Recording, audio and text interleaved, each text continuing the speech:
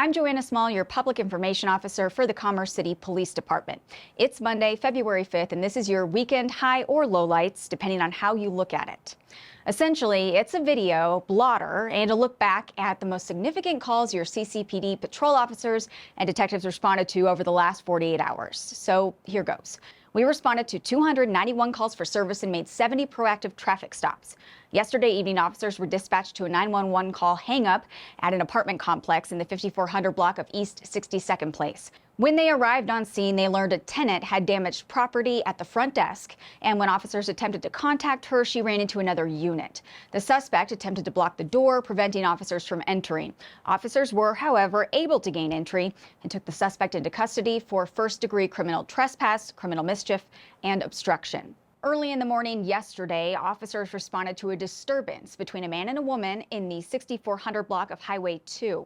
This turned out to be a rather convoluted domestic violence incident. Initially, the woman told officers someone had stolen her car and she had chased it to that location.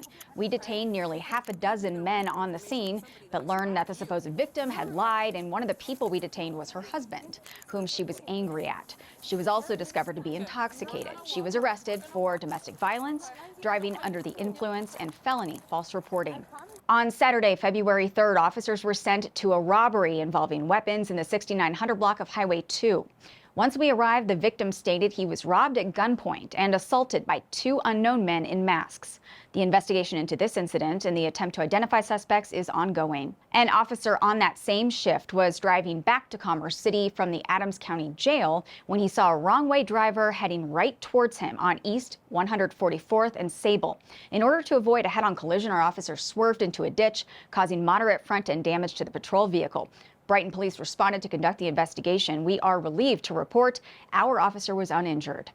Early Saturday morning, officers responded to the 10,000 block of Uravan Street for what appeared to be a robbery in progress. When we got there, the victim told us an unknown person in a ski mask attempted to steal the victim's truck, and when the victim confronted that suspect, he pulled out an AR-15 style rifle and pointed it at the victim before fleeing in a dark-colored SUV. This investigation is also ongoing. That same shift of officers was dispatched to what's called a cold shots fired call around 58th and Monaco. The victim had contacted Denver police, but said he was shot in Commerce City at that location. He was transported to the hospital with a gunshot wound to his left leg, and we are still investigating this incident. That's all for now. We'll see you next time. Have a safer week, Commerce City, and remember, if you need us, we are always just minutes away.